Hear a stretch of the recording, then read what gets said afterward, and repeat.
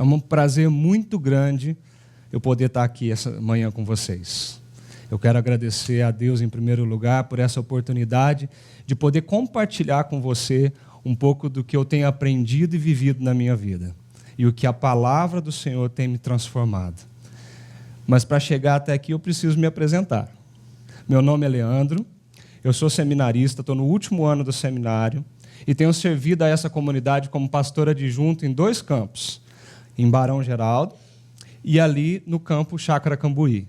E tem sido um grande privilégio conhecer pessoas, fazer amizades e participar da vida desta comunidade, que já pulsa no meu coração.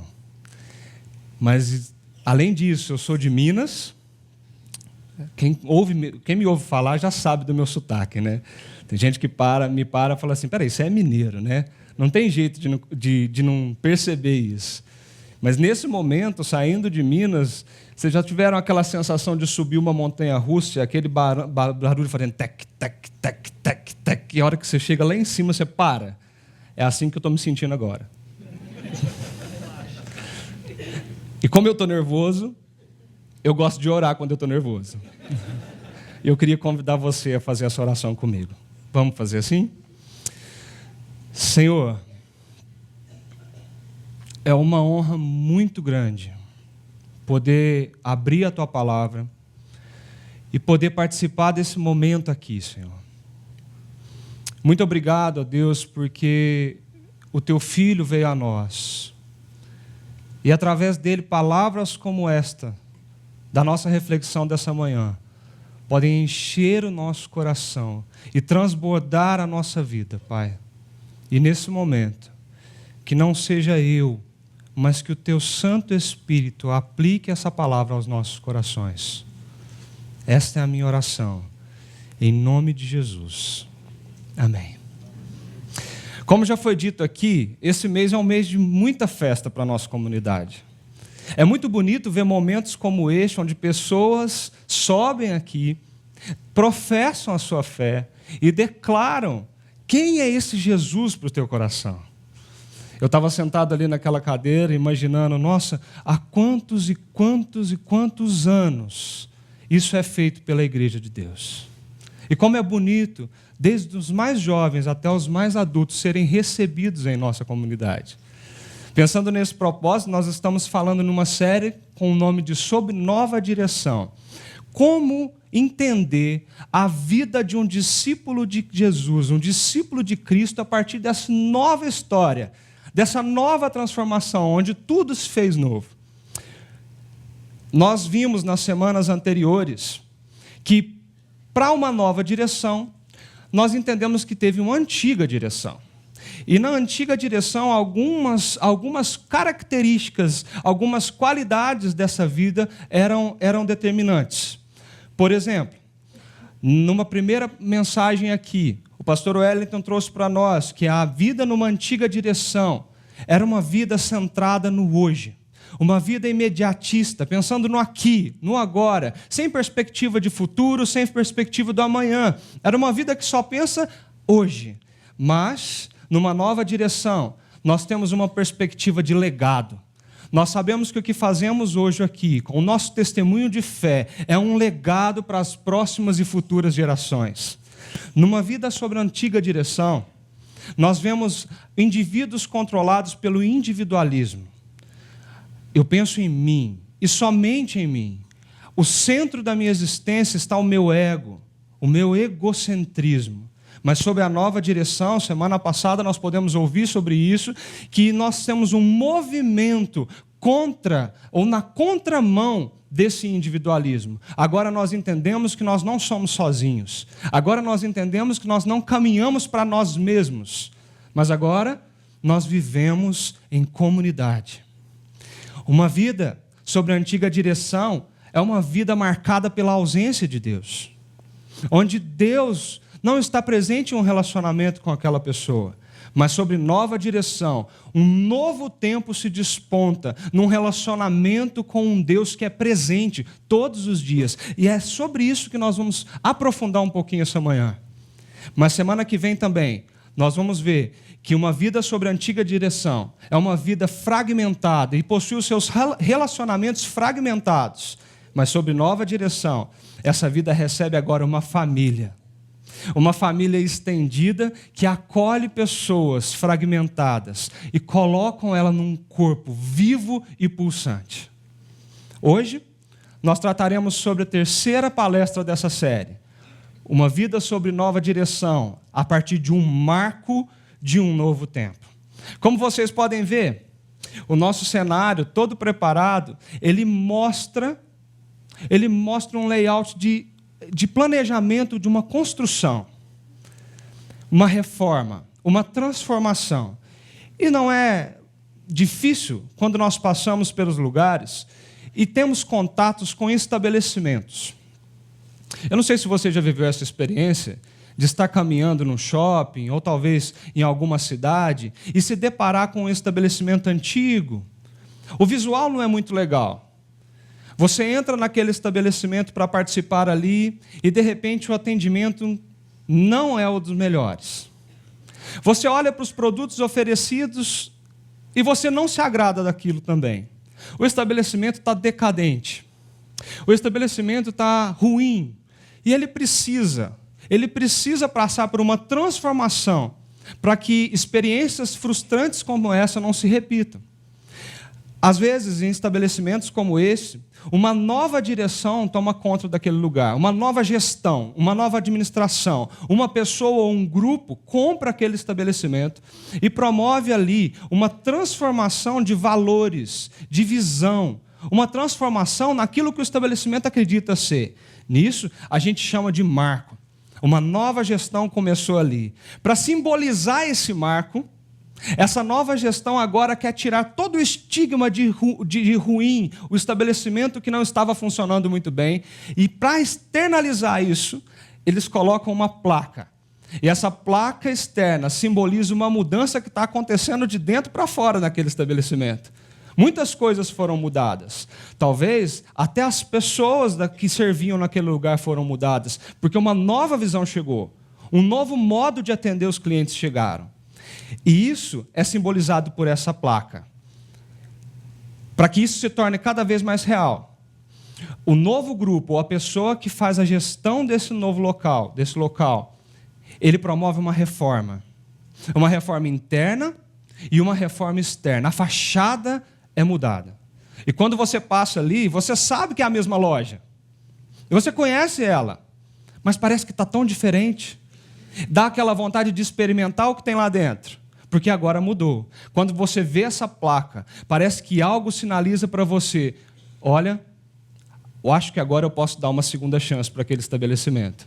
Outras pessoas olham para isso e falam: não, aquele estabelecimento é o mesmo estabelecimento ruim, com atendimento ruim. Eu não sei se você já passou por essa experiência. Às vezes nós acreditamos nessas reformas, às vezes nós vemos essa placa e isso faz sentido para a gente. Outras vezes, a fama é tão ruim que a gente não consegue dar essa segunda chance para esse lugar, mesmo sob uma nova direção.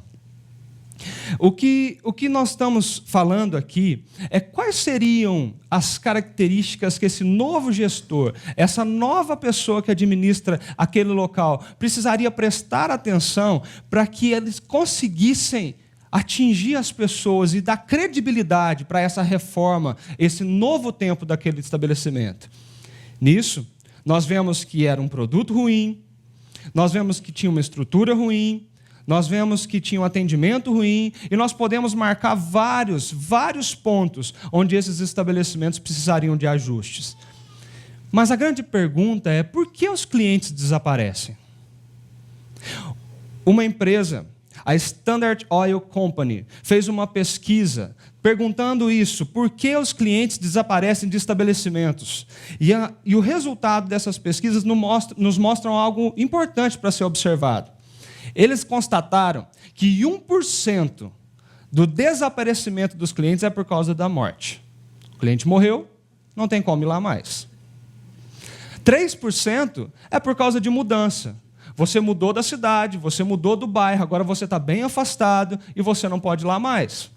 5% é por causa do preço. 5% olham para o preço que era oferecido nesse serviço e acham um preço melhor, então agora eu vou deixar esse lugar e começar a frequentar outro lugar. Só 5%. 9% por conveniência. Aí eu achei uma farmácia que está no caminho do meu trabalho, é muito mais fácil eu usar ela do que comprar nela do que comprar em outro lugar. 14% é por motivos pessoais. Quando eu entrei naquela loja, eu não fui bem atendido, eu não gostei do serviço, o produto não foi legal, então eu não vou mais frequentar aquele lugar. Mas o que deixa a gente assustado é que 68% falaram que não mais frequentariam alguns estabelecimentos por mau atendimento. Mas e quando eu não vou na loja?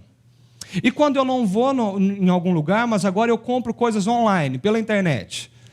Como que a gente consegue fazer essa mensuração nesse tipo de estabelecimento?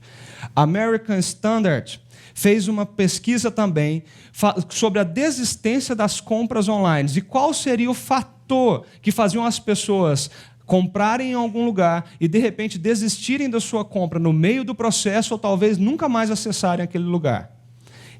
E o resultado dessa pesquisa é que 78% disseram que o atendimento ruim era um atendimento ruim ou pobre em um serviço customizado, um serviço próprio, personalizado. Isso nos leva a pensar que tanto numa quanto outra pesquisa existe um foco de atenção para que esse novo gestor e essa nova administração consiga fazer uma transformação efetiva. Relacionamento.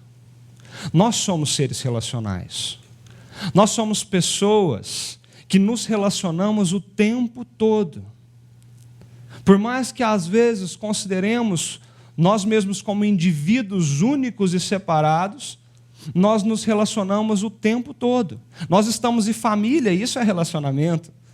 Nós pertencemos a uma família, nós pertencemos a uma empresa, nós estudamos em uma faculdade, nós estamos sempre nos relacionando. E esses relacionamentos são marcos na nossa vida, marcos na nossa história, que podem transformar a nossa vida. Mas isso nós estamos falando numa perspectiva empresarial, numa perspectiva comercial. Quando nós pensamos na nossa perspectiva pessoal, nós também, como seres humanos, temos marcos, temos situações ou ações que movem a nossa vida a refletir e pensar como era antes e como pode ser depois. Algo acontece que transforma a nossa vida num antes e num depois. Como exemplo, nós podemos pensar nas nossas conquistas. Com certeza, muitos dos que estão aqui presentes, estão nos assistindo, já tiveram conquistas na vida. Uma delas, por exemplo, seria o nosso diploma de graduação. Nós entramos na faculdade com toda a expectativa. Nós fazemos aquele curso pensando assim, agora eu vou sair daqui, conseguir um bom emprego, a minha vida vai ser transformada, e aquele dia, depois de 4 ou 5 anos de muito esforço, de muito trabalhar, de muito estudar, chega o grande dia. Aquele dia marca a sua vida. O dia que você assina aquela autorização para você exercer a sua profissão. O dia que você se forma. Quantos sonhos se despontam depois desse dia, não é mesmo? Quantas coisas nós começamos a pensar, agora minha vida vai ser diferente. Agora minha vida vai ser mudada, porque agora eu me formei. Isso é um marco na nossa vida. Dentre esses marcos também podemos ter a compra de um imóvel, a compra de um automóvel, a conquista de um doutorado, a conquista de uma promoção na empresa, ou talvez conseguir um emprego novo. Tudo isso são marcos que realmente fazem da nossa vida um antes e um depois. Podemos dar outro exemplo. Nos relacionamentos. Para quem é casado, o casamento simboliza um grande marco na nossa vida. Chegou aquele momento de você dizer, chega de solteirice. Chega da vida de solteiro.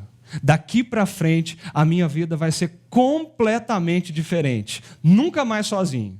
Agora eu tenho alguém comigo. Agora eu tenho alguém por quem eu estou apaixonado.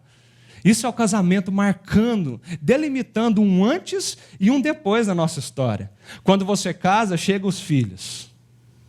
Você já parou para pensar nisso?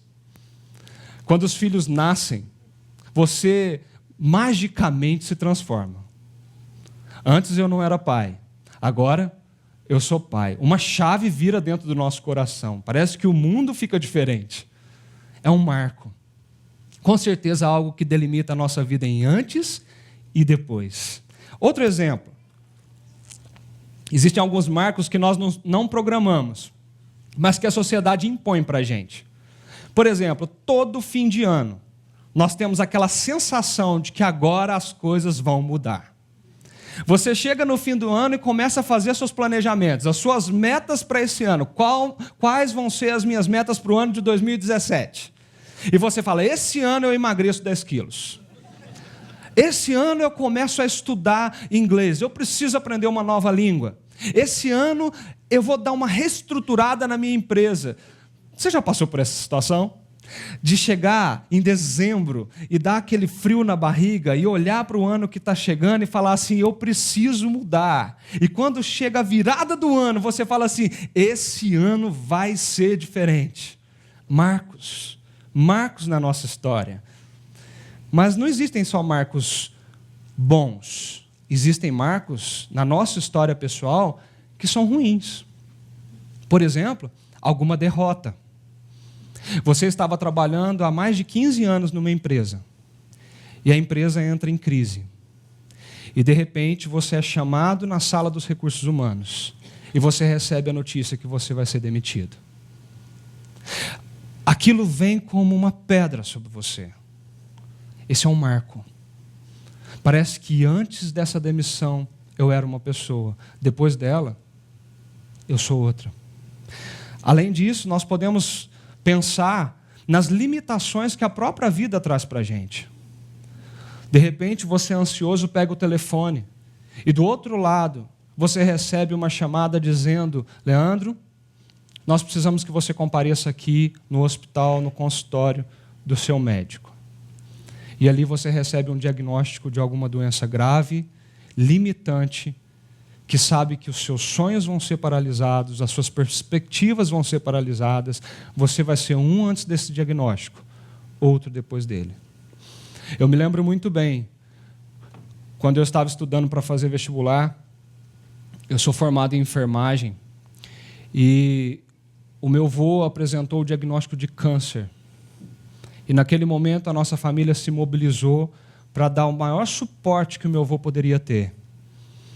Mas muitos dos sonhos dos nossos familiares poderiam ser paralisados naquele momento por causa dessa notícia. Eu cheguei a passar no vestibular aqui da Unicamp. Meu sonho era fazer Unicamp. Mas entre escolher vir para a universidade e cuidar do meu avô, eu escolhi cuidar dele até o último dia dele. E o meu sonho da Unicamp foi abortado. Foi um marco na minha vida. Um marco que não é bom, mas aquilo marcou a minha vida. Daquele dia em diante, eu decidi que eu queria cuidar de vidas, cuidar de pessoas, assim como eu cuidei do meu avô. Outras coisas que podem marcar a nossa vida, talvez a perda de alguém querido. Talvez quando você perde o pai, quando você perde a sua mãe, quando você perde um filho, com certeza, você vai dizer que aquilo marcou definitivamente a tua história em um antes e um depois. Eu me lembro de um relato de uma senhora que uma vez, conversando comigo em uma igreja onde eu estava frequentando, ela disse para mim assim, Leandro, quando meu marido morreu, a minha vida se tornou outra. O meu dia a dia, a minha rotina se transformou. Isso foi um marco na minha história. Eu me lembro daquela senhora me contar isso.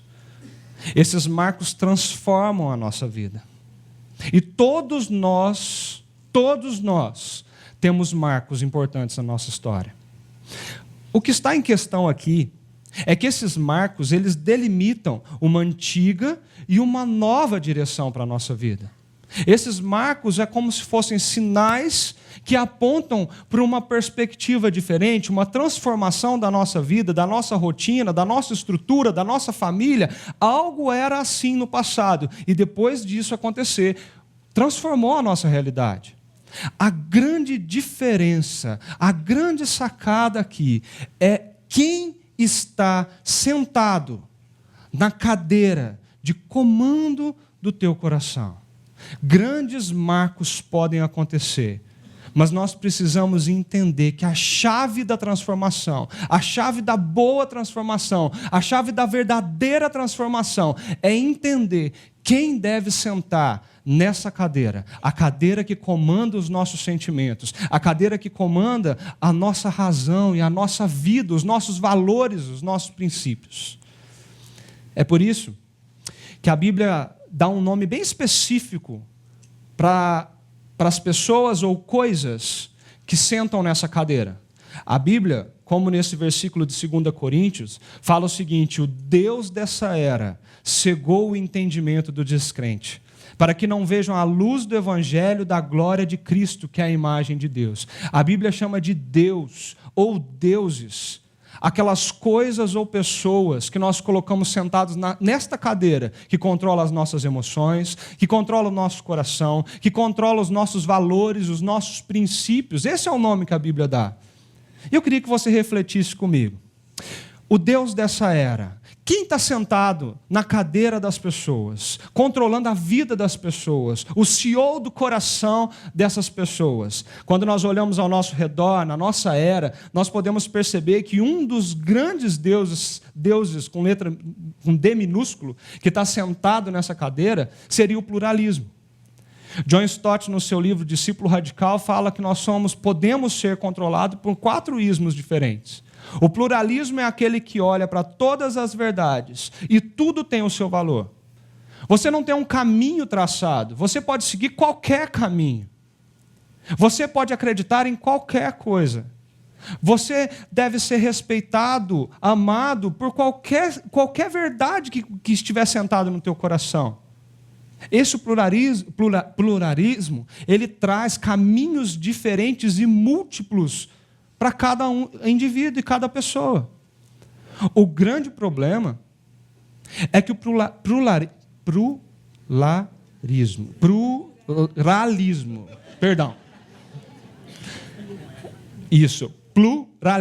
agora eu acertei. O pluralismo, ele nos deixa sem direção. E nós pensamos que nós temos uma. Outro ismo que pode sentar nessa cadeira, da nossa era, o Deus dessa era, seria o materialismo.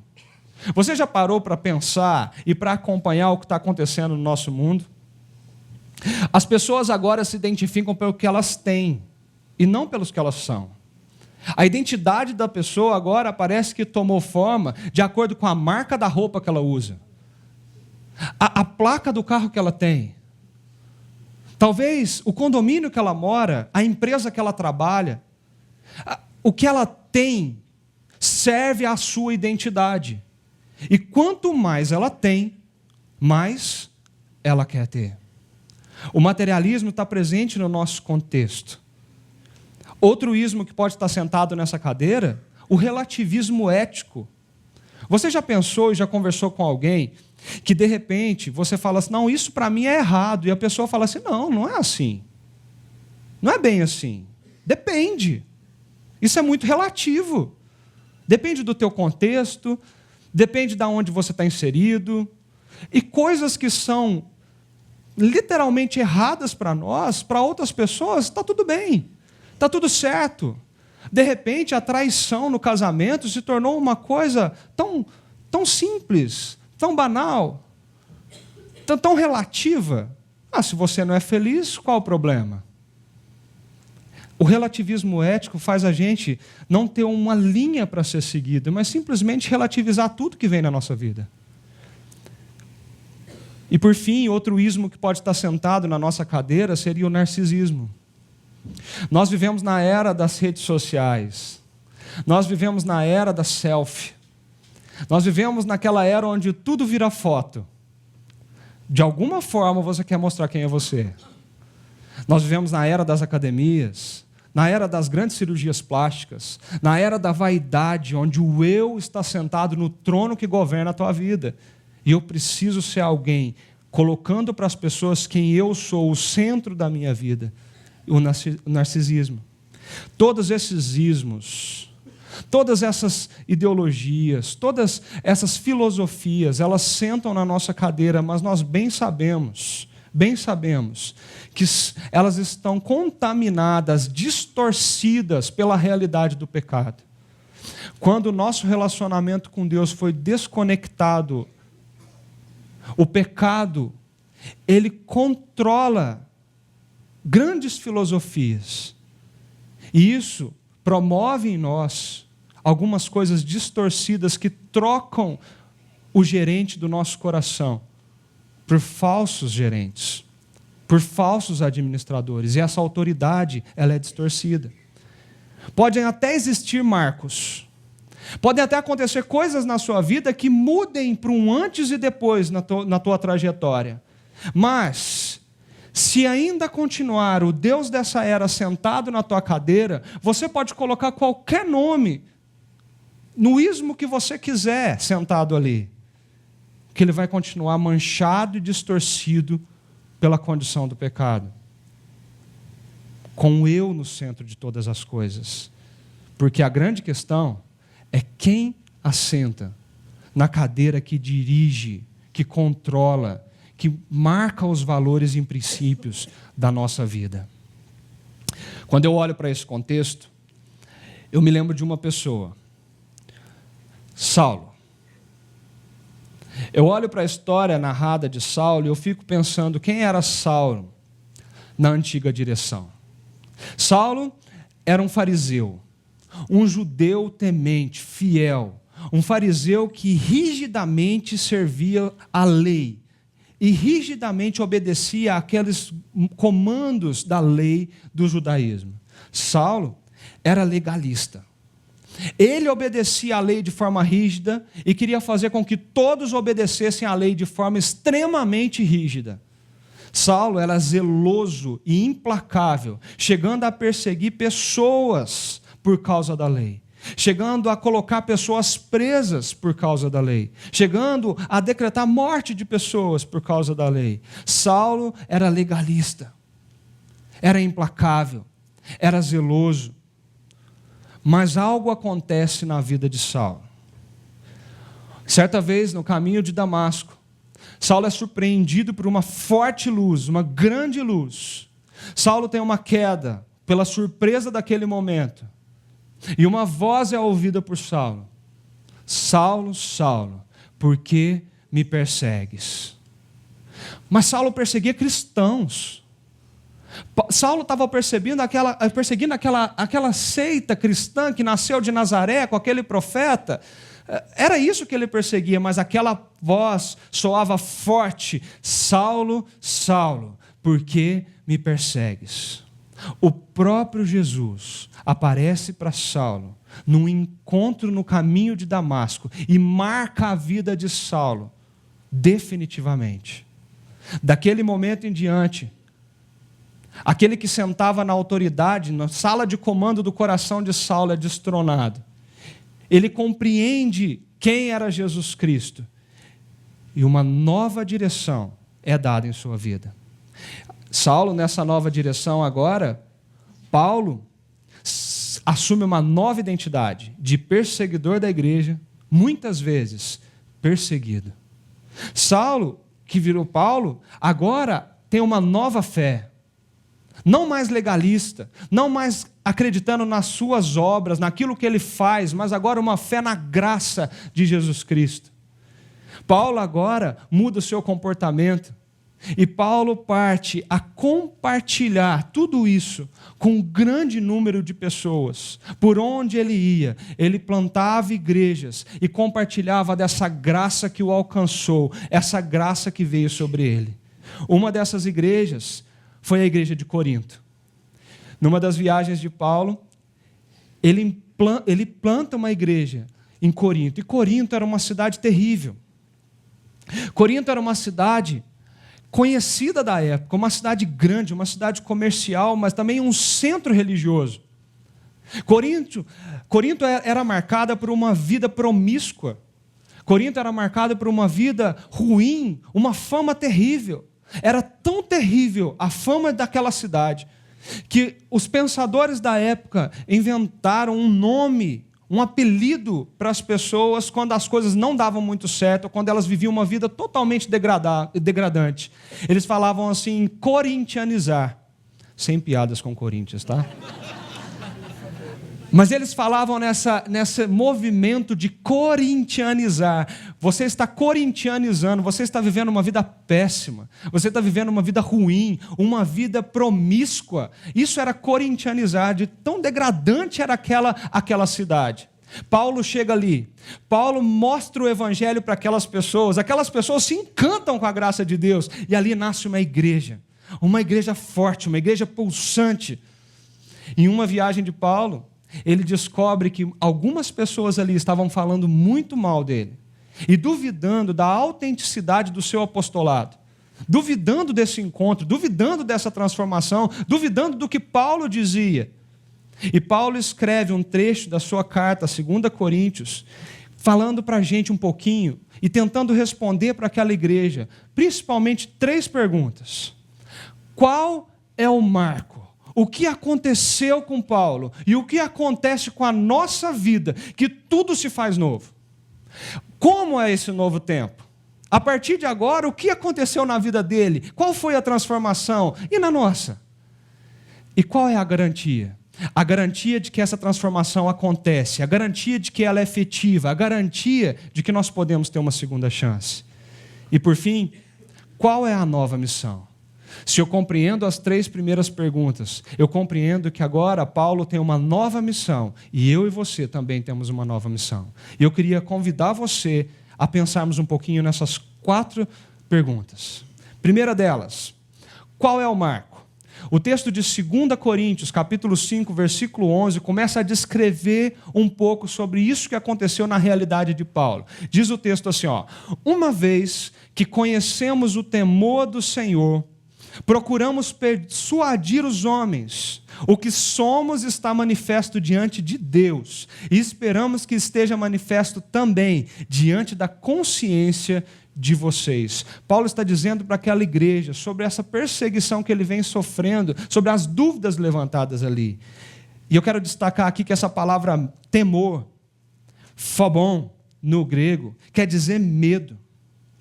Eu poderia usar aqui reverência. Eu poderia talvez tentar colocar a reverência como um significado para essa palavra, mas essa palavra não significa reverência. Phobon quer dizer medo. Mas é um medo que compreende de onde ele vem. Eu não sei se você já passou por essa situação, mas às vezes quando a gente é criança, quando a gente é adolescente, a gente tem medo de pai e mãe. A gente faz as nossas peripécias, mas a gente sabe que tem punição para aquilo. Eu me lembro de uma vez, eu era adolescente, e minha mãe disse para mim, o seu horário de chegar em casa é 10 horas da noite. Eu já estava no lucro, né? Naquela época 10 horas era um bom horário. Eu simplesmente esqueci do relógio. Quando me dei por mim, eu olhei no relógio, era 11 horas. Naquela hora, um frio na espinha me correu. E eu pensei só assim, morri. Eu estou morto, eu vou chegar em casa, mas eu vou levar uma surra. Meu Deus, o que vai acontecer comigo? Foi muito bem claro que era para eu chegar às 10. Sabe esse medo? Eu sabia que a minha mãe não ia me matar. Eu sabia que a minha mãe não ia fazer nada demais comigo. Poderia me dar umas palmadas, poderia me dar um castigo, punição por aquilo que eu não cumpri. Mas era um medo, porque eu sabia quem era minha mãe. Que ela me amava. E se ela colocou uma regra, essa regra veio ao encontro da minha vida por amor. É um medo que não olha simplesmente o pânico, mas é um medo que vê o amor de quem está oferecendo. O temor do Senhor é algo tão bonito, que é uma das minhas orações. Deus, nunca me deixe perder o temor por quem o Senhor é. Nunca me deixe esquecer de quem o Senhor é na minha vida. O temor do Senhor é aquele que nos leva a entender quem Deus é, onde Ele está, com a autoridade que Ele tem sobre as nossas vidas, sobre a minha vida, sobre o meu coração. Esse é o temor do Senhor. E Paulo está dizendo para aquela igreja, uma vez que agora nós conhecemos o temor do Senhor, o que nós não conhecemos, a autoridade, quem Deus era, agora isso é claro diante de nós. E olha que bonito, porque quando nós conhecemos o temor do Senhor, ele prossegue o texto falando que o que somos está manifesto diante de quem? De Deus. Quando nós reconhecemos quem é Deus, o que somos está manifesto diante dele. Está manifesto também diante da consciência daqueles que convivem com a gente. Paulo usa isso como um argumento, dizendo: o que eu sou, o que nós somos, está diante de Deus, guardado em Deus, porque nós temos temor a esse Deus. Nós sabemos quem Ele é, nós conhecemos Ele. Ele continua no versículo 12 dizendo: não estamos tentando novamente recomendar-nos a vocês, porém, lhe estamos dando a oportunidade de exultarem em nós, para que tenham que responder aos que se vangloriam das aparências e não do que está no coração. Aquela igreja estava tendo problemas. Pessoas que estavam preocupadas muito mais com o que está por fora, estavam dizendo que Paulo não era um apóstolo, que Paulo não tinha uma autoridade de apóstolo. E Paulo está fazendo aquele pessoal refletir um pouquinho, falando assim: o que é mais importante? O que está por fora ou o que está no coração? Quem está sentado nessa cadeira? Quem está dirigindo os nossos valores e os nossos princípios?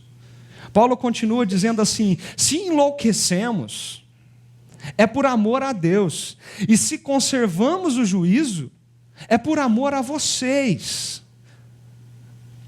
Aquele pessoal chamava Paulo de louco. Ele deixou o juízo. Ele sabia o que era a lei, ele sabia o que a gente devia fazer, o que a gente devia perseguir, e agora simplesmente deixou tudo isso. Ele estava sendo acusado de louco, e ele fala: se nós enlouquecemos, eu quero que fique muito bem claro para vocês, é por amor a Deus. O que vocês estão chamando de loucura é o que nós fazemos porque nós amamos esse Jesus que se manifestou a nós, mas é também por amor a vocês.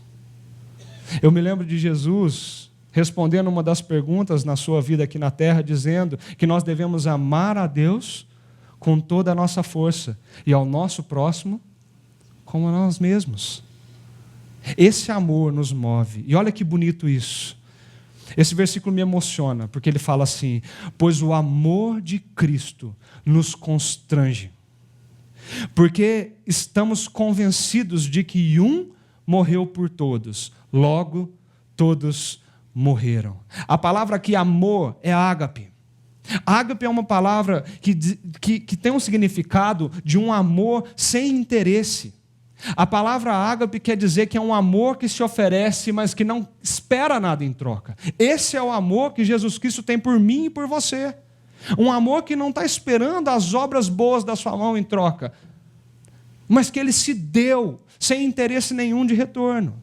Esse amor, Paulo está falando, é por esse amor, é nesse amor que nós somos impulsionados. É como se fosse um sentido de propulsão, um sentido de ser levado a viver, ser levado a fazer, ser levado a pensar. Esse amor, quando nós temos a compreensão de quem é Jesus Cristo, quando nós temos a compreensão de o que Jesus Cristo fez por nós, esse amor nos constrange. Ele nos leva a ser transformados pelo Espírito Santo.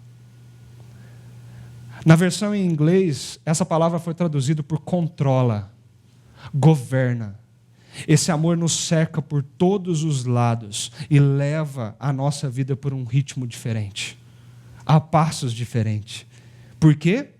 Porque Paulo havia entendido que um morreu por todos.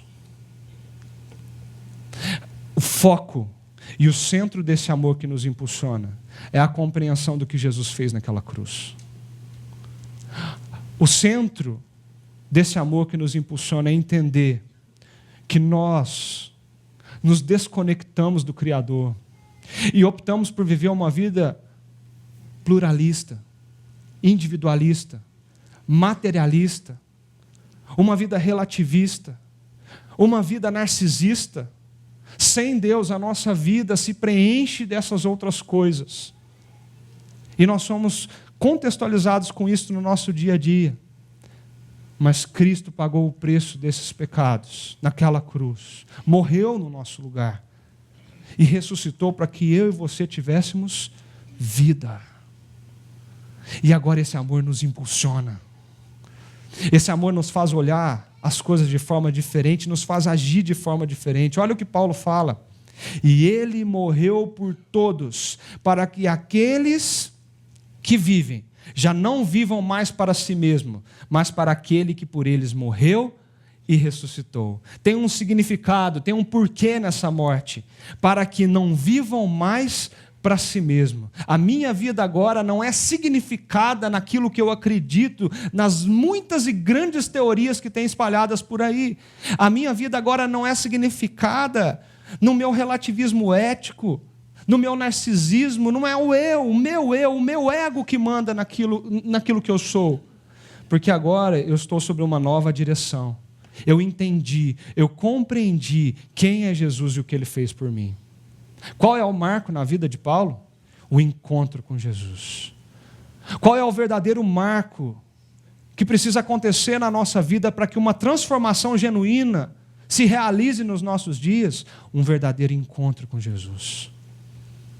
Nós precisamos encontrar Jesus. Nós precisamos entender quem é Jesus. Nós precisamos declarar quem é Jesus. Nós vimos isso hoje aqui. Pessoas que tiveram esse encontro, compreenderam isso, entenderam isso.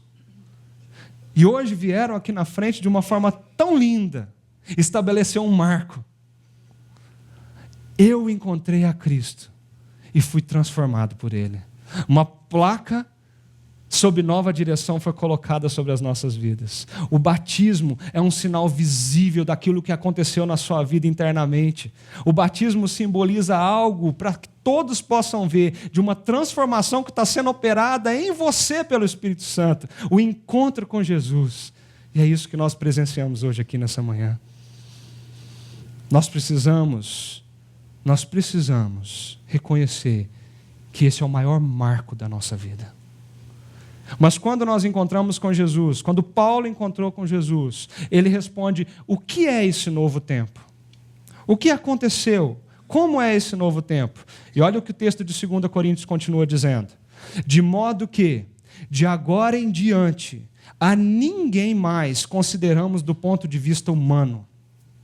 Ainda que antes tenhamos considerado a Cristo dessa forma, agora já não o consideramos assim. Portanto, se alguém está em Cristo, é nova criação. As coisas antigas já passaram e eis que surgiram coisas novas. Como é a transformação? Como é o novo tempo? Paulo usa uma palavra traduzida aqui como ponto de vista. Nós não mais consideramos a ninguém pelo ponto de vista da carne, do ponto de vista humano, do meu ponto de vista, distorcido pelo pecado, o meu ponto de vista, muitas vezes obscurecido pelo meu eu. Não é mais esse ponto de vista que governa, controla a minha vida. O ponto de vista foi mudado. Nós comumente usamos uma palavra, cosmovisão. A lente que eu ponho para que eu enxergue todas as coisas ao meu redor. Essa cosmovisão, esse ponto de vista, que não é mais simplesmente, meramente humano, ele foi transformado. E nós enxergamos e conseguimos ver as coisas de uma forma totalmente diferente. Nesse texto, nós vemos duas palavras muito significativas usadas aqui. Kainektises, que quer dizer nova criação. Esse nova não é simplesmente algo que foi reformado. Mas o nova é um novo que surgiu do nada. É uma criação que veio do nada. É Deus refazendo os nossos princípios. É Deus refazendo os nossos valores. É Deus refazendo a nossa forma de pensar e de ver as coisas. Eu acho isso tão bonito, Porque as coisas antigas, arcaicas, lá do princípio, desde quando nós nascemos, ficou para trás. E agora eu enxergo uma nova perspectiva de vida. É emocionante ver pessoas transformadas por esse marco. Quando no seu dia a dia podem nos contar histórias de uma transformação que não é externa.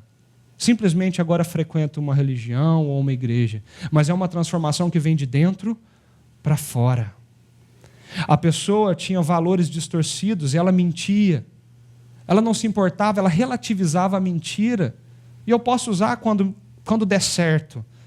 Mas com novos valores dessa nova criação, você entende que a mentira é destrutiva e ela não faz bem ao ser humano. É um pecado. E nós passamos a viver de forma diferente, naturalmente somos transformados. E se nós fazíamos isso aqui, na antiga direção, nós não fazemos mais, porque tudo se fez novo. Nós vemos pessoas olhando para o próximo de uma forma diferente. Antes, os nossos relacionamentos eram utilitaristas. Você me serve enquanto eu posso absorver alguma coisa de você. Eu preciso de você, eu te ligo, eu vou na tua casa, eu te dou uma carona, porque eu preciso de você. Mas quando eu não preciso, beleza, deixa eu viver a minha vida. Com essa nova perspectiva, essa nova cosmovisão de vida, nós não olhamos assim para as pessoas. Nós conseguimos enxergar cada ser humano como um alvo potencial da graça e da misericórdia de Deus. E mesmo que uma pessoa tenha ferido você, maltratado você, pisado em você, humilhado você, com essa nova perspectiva, com essa nova cosmovisão, você consegue olhar para ela e ver que ela também é alvo do teu perdão, assim como eu e você fomos alvos do perdão de Deus. Essa nova cosmovisão muda toda a nossa estrutura, todos os nossos passos, e faz com que tenhamos uma nova vida, um novo tempo.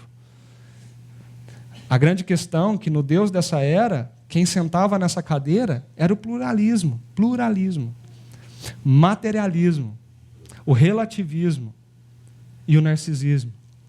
Com o marco do encontro com Jesus e a exteriorização de uma nova direção, nós trocamos o Senhor que senta no nosso coração.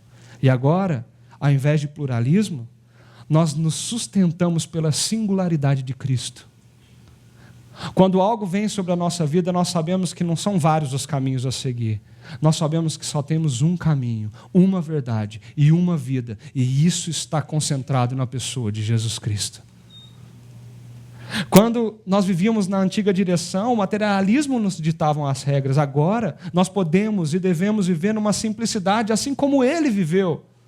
A tua identidade não é marcada pelo que você tem ou que o teu dinheiro pode comprar. A tua identidade, ela é marcada por quem você é em Cristo Jesus. E por isso nós podemos abdicar de qualquer coisa, porque a nossa identidade não depende disso. E nós podemos viver uma vida simples.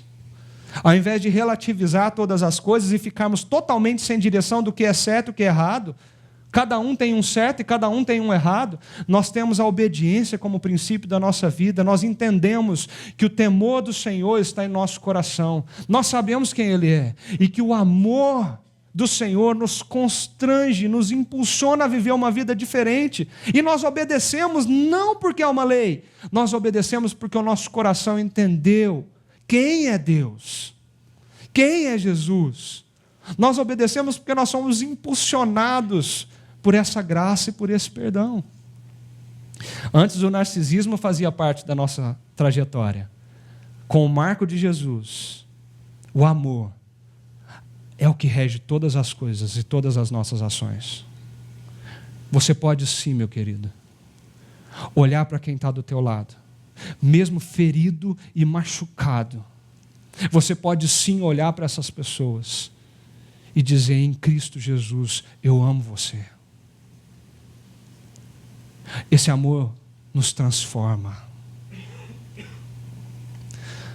Essa nova direção, ela se manifesta nos nossos dias. E a gente pôde ter um exemplo disso recentemente nas Olimpíadas do Rio de Janeiro. Esses dois atletas, chamados Boudia e Johnson, eu não sei se vocês conhecem, eles são atletas de salto ornamental dos Estados Unidos. Eles competiram a essa frente das Olimpíadas e eles ficaram na final. Quando chegou a final, eles perdem a final e ficam em segundo lugar e recebem a medalha de prata. Uma repórter da CNN foi entrevistar os dois e perguntaram para eles como que eles estavam se sentindo em não estar em primeiro lugar, mas agora em segundo lugar com a medalha de prata. E olha a resposta desses jovens. Boudia disse o seguinte: quando olho para isso não me define. Nós dois sabemos que nossa identidade está em Cristo. E estamos gratos por essa oportunidade. O irmão dele responde: eu vim para este evento sabendo que a minha identidade está enraizada em Cristo e não no resultado dessa competição. E ele completa: Deus nos deu uma oportunidade legal e eu estou feliz em sair daqui com uma medalha de prata olímpica. Cosmovisão transformada. O que para muitos parecia uma derrota, para esses dois foi uma oportunidade. O que para muitos era uma medalha de prata, eu perdi. Para eles era uma medalha de prata, eu ganhei. E o que me define não é a medalha que eu carrego. O que me define é quem está dentro do meu coração. É o Cristo que me amou, é o Cristo que me salvou. Quando nós pensamos nisso, nós podemos partir de uma ressignificação de todas as coisas da nossa vida. As nossas conquistas não são nossas. As nossas conquistas são presentes de Deus para nós. Deus nos dá oportunidades o tempo todo. Os nossos relacionamentos são oportunidades desse amor fluir por nós e simplesmente cativar as pessoas e unir as pessoas. Cada virada de ano, os nossos planos, as nossas metas devem existir. Mas agora nós sabemos que a nossa maior meta é viver intensamente esse amor que nos impulsiona, que nos leva para frente. Até mesmo as derrotas, até mesmo as debilidades físicas, até mesmo as perdas significativas, elas podem ser enxergadas de formas totalmente diferentes a partir da cosmovisão transformada por Jesus Cristo no nosso coração. Na época que meu avô morreu, eu não entendi o que tinha acontecido. Quando meu avô morreu, eu me questionava por que eu não poderia ir para Campinas e fazer a faculdade, a universidade onde eu queria. Hoje eu olho para trás e consigo entender que aquele marco, que aparentemente era muito terrível para nós, me impulsionou a estar aqui hoje e compreender o valor de poder cuidar de alguém. Se a gente respondeu qual é o marco, o encontro com Jesus, nós respondemos qual é esse novo tempo, uma transformação na nossa cosmovisão. Resta-nos agora pensar qual é essa garantia. E olha o que Paulo fala. Tudo isso provém de Deus, que nos reconciliou consigo mesmo por meio de Cristo e nos deu o ministério da reconciliação, ou seja, que Deus em Cristo estava reconciliando consigo o mundo, não lançando em conta os pecados dos homens, e nos confiou a mensagem da reconciliação. Tudo isso provém de Deus. Qual é a maior garantia de que pode existir um marco que transforme completamente a tua vida, por pior pessoa que você se sinta? É porque isso não vem das mãos humanas, isso não vem de nenhum professor, nenhum mestre, nenhum guru, isso vem do próprio Senhor, que transforma as nossas vidas de dentro para fora e nos faz uma nova criação. A nossa garantia não está naquilo que nós acreditamos que nós fazemos, não é as nossas muitas obras, as nossas muito boas obras que nos transforma, é Deus. Ele nos garante que cada um de nós pode sim ter uma segunda chance. Ele nos garante que por mais corrupto que você for, o encontro com Jesus pode fazer de você uma nova criação. Ele garante que por mais viciado, por mais adúltero, por mais promíscuo que você foi, o encontro com Jesus pode transformar a tua realidade, te dando uma nova vida, uma nova direção, novos valores, uma nova cosmovisão e fazendo do teu coração, do nada, um novo coração nele. A nossa garantia não está em nós. A nossa garantia não está nos nossos líderes, a nossa garantia está em Deus. E é muito bonito porque ele fala, Cristo estava reconciliando consigo o mundo. Meu querido, eu não sei se você já parou para pensar sobre isso, mas nós somos parte de uma obra gigante que Deus está fazendo na humanidade. Quando nos encontramos com Cristo, nós entendemos que Deus está reconciliando consigo o mundo. Deus está restaurando todas as coisas. Deus está fazendo a redenção de todas as coisas em Cristo Jesus, através da morte dele na cruz. E eu e você fomos convidados a fazer parte desse grande projeto. Eu e você agora somos inseridos nessa nova criação. Eu e você experimentamos o que é ser transformado dia após dia e vivermos valores do reino completamente diferentes daqueles que vivíamos antes. Passo a passo, dia após dia, Deus opera em nós essa transformação. Paulo fala que nos foi concedido o ministério da reconciliação e a mensagem da reconciliação. Isso me faz pensar duas coisas. Ministério aqui são ações, diaconia, serviço. Palavra da reconciliação são palavras.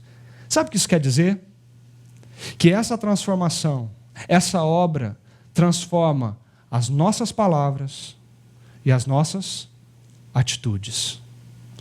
Agora, as nossas palavras e as nossas atitudes são regidas por outros princípios. Por outro reino, por um outro governo, por uma outra autoridade. E ele termina isso, nos apontando para a nossa missão. Portanto, somos embaixadores de Cristo, como se Deus estivesse, por nosso intermédio, fazendo o seu apelo.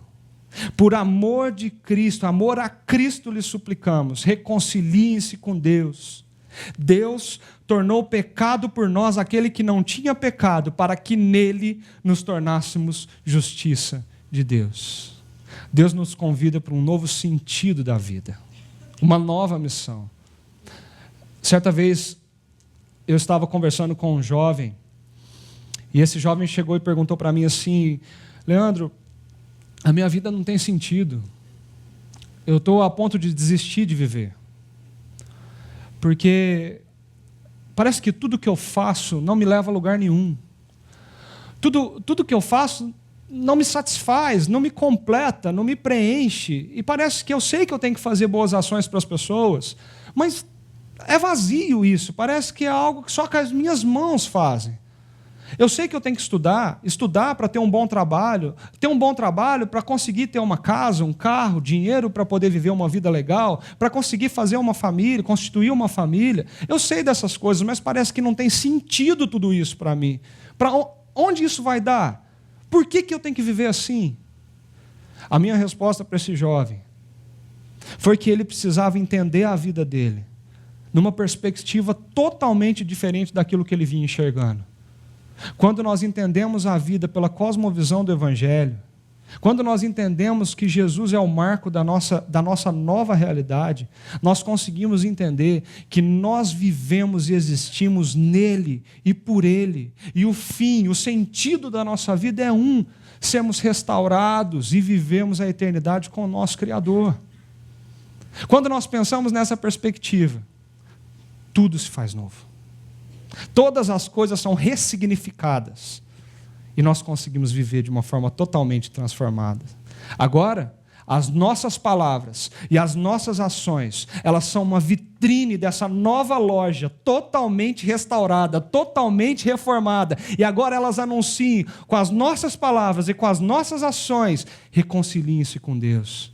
Há uma segunda chance para você. Existe um caminho melhor. A sua vida pode sim ter um sentido E você precisa encontrar esse sentido em Jesus. Em Jesus.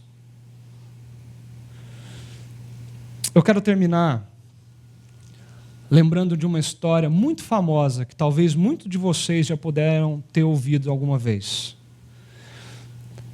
Quando eu estava estudando esse texto, eu me lembrei de John Newton. John Newton nasceu em Londres, no século XVIII, 1725. Seu pai era um capitão de navio mercante, um homem severo, um homem reservado, um homem, como lá em Minas a gente fala, rústico. Sua mãe era uma mulher atenciosa, cuidadosa. Ela ensinou as escrituras para John Newton quando ele ainda era criança, mas aos 6 anos de idade, quase completando 7, a sua mãe veio a falecer. John Newton agora fica aos cuidados do seu pai, que se casa novamente, tem um novo filho, e as atenções daquele novo casal se voltam para o outro filho. John Newton conhece uma turma de alguns moços que trabalhavam em navios, e começa a se envolver com aquele pessoal, e a vida de John Newton começou a transformar. Ele se tornou uma pessoa promíscua, ele se tornou uma pessoa que usavam palavras sujas, que maltratavam os outros tripulantes do navio. John Newton foi vivendo num contexto onde ele, cada vez mais, era impulsionado a fazer esse tipo de coisa. John Newton era governado por um dia ter uma fortuna. Eu quero ser rico. Eu quero fazer uma fortuna. Eu preciso achar o caminho para isso. John Newton também pensava nos seus romances, nos seus prazeres, naquilo que ele satisfazia o seu ego. Ele chegou a declarar, dizendo assim: eu geralmente considerava a religião como um meio necessário para se escapar do inferno. Mas eu amava o pecado e não estava disposto a abandoná-lo. Naquela época, um dos negócios mais lucrativos que existiam, por volta de 1700, é o tráfico de escravos. Escravos eram trazidos da África para a Nova Inglaterra, os Estados Unidos. Muitas e muitas pessoas foram tiradas da sua terra e trazidas para os Estados Unidos nessa época. Contabiliza-se que mais de 100 mil escravos foram retirados do seu território, das suas famílias, do seu contexto e colocados na América. A porcentagem de vida, de sobrevida nesses escravos que eram trazidos, 15% morriam. 15 mil escravos morreram nesse transporte da África para os Estados Unidos. John Newton fazia parte desse contexto. Ele entrou no meio desse negócio e ele queria participar disso. E os escravos eram tratados como mercadorias. Essa foto, ela representa o porão de um navio, onde os escravos, que agora eram mercadorias, eram colocados como livros em uma prateleira. Eles eram colocados em prateleiras de 0,5 metro de altura, crianças, homens e mulheres. Geralmente nus, acorrentados numa corrente pelos pés, eles eram arrumados para que se coubesse o maior número de pessoas possíveis ali. E ali ficavam meses no percurso da África para os Estados Unidos. Ali faziam as suas necessidades fisiológicas, ali eles comiam, ali eles passavam o dia e a noite, às vezes sem serem tirados dessas correntes. John Newton, muitas das vezes, foi aquele que desceu aos porões para poder, com as suas próprias mãos, afastarem os escravos para colocarem mais um, espremendo cada vez mais aquelas pessoas nessas prateleiras. Uma grande tempestade acomete o navio de John Newton. Em 1748, esse navio quase afunda. Nessa hora que o avião está quase caindo, é a hora que a gente ora, né? Naquela hora, Newton orou. Naquela hora, Newton temia a morte, pensava que se a fé fosse verdadeira, se a fé cristã, a fé da sua mãe fosse verdadeira, ele estaria certo que ele não seria perdoado por tudo que ele tinha vivido e por tudo que ele tinha feito. Depois daquele incidente, ele abriu o Novo Testamento e começou a ler o Novo Testamento porque ele queria mudar de vida. Ele se deparou com a passagem de Lucas 15 do filho pródigo e ele viu como era semelhante aquele filho pródigo com a vida dele. Mais tarde, ele teve malária E nesse momento, depois de tanto constrangimento por esse amor, que não é um amor que condena, mas um amor que perdoa, John Newton se rende a Jesus Cristo. E a sua vida é completamente transformada, de um Newton sobre uma antiga direção, para um Newton sobre uma nova direção. E de traficante de escravos, ele passa agora a defender a causa contra o tráfico de escravos. Ele foi aquele que orientou e aconselhou William Wilberforce, que conseguiu em 1807 aprovar no parlamento britânico o decreto da abolição do tráfico de escravos, de uma vez por todas. Além disso, John Newton escreveu como pastor por 23 anos pastoreando. Ele escreveu um dos hinos mais lindos, que ultrapassa os séculos e até hoje constrange o nosso coração, dizendo que essa graça, ela pode transformar todas as coisas e tudo pode ser feito novo. Semanas antes de morrer, ele diz no seu leito de morte: minha memória praticamente se foi, mas ainda consigo me lembrar de duas coisas: que eu sou um tremendo pecador e que Cristo é um tremendo Salvador. Nessa manhã, meu querido, eu queria convidar você a refletir um pouquinho sobre a sua história, sobre a sua trajetória, sobre o teu marco. Será que você consegue resgatar na tua memória se esse marco já aconteceu em sua vida? Se você compreendeu esse amor pulsante de Jesus por nós? Se você já se decidiu por Cristo? Se você ainda não fez isso, você tem uma chance de fazer isso. Porque todos nós merecemos segunda chance em Cristo Jesus. Eu queria que você pensasse como está a sua vida à luz desse novo tempo inaugurado por esse marco, por Cristo. Como têm sido os seus dias? Qual a cosmovisão que você enxerga todas as coisas? Tudo mudou? E por fim, eu queria perguntar para você se você já experimentou o prazer de servir no ministério da reconciliação de Deus. É muito mais que servir numa comunidade, é muito mais. É deixar com que as nossas palavras e nossas ações sejam a vitrine viva de um Deus que está clamando, que está dizendo, que está nos amando e está falando para mim e para você hoje: reconciliem-se com Deus. Eu queria orar com você. E nós vamos ouvir mais uma vez essa música linda que o John Newton escreveu, pensando sobre essa graça que é maravilhosa, é profunda, essa graça que nos transforma de um pecador corrupto para alguém salvo, para alguém transformado e regenerado em Cristo. Vamos orar? Senhor, eu quero te agradecer muito, Pai, muito, porque nessa manhã nós podemos recordar que a nossa história não é nossa, mas que a nossa história é marcada pelo nosso encontro com o Senhor, ó Deus. Quando nós encontramos com o Senhor, Pai, todas as coisas à nossa volta se modificam, se transformam, se tornam novas. Mesmo nas piores situações, mesmo nas situações mais difíceis da nossa vida, o Senhor nos traz um novo significado. O Senhor nos traz uma nova perspectiva. E agora, Deus, esse amor que o Senhor tem por nós, constrange o nosso coração, impulsiona o nosso coração e controla todas as nossas ações e todas as nossas palavras. Obrigado, Deus. Obrigado porque à luz desse encontro, nós temos nova vida no Senhor.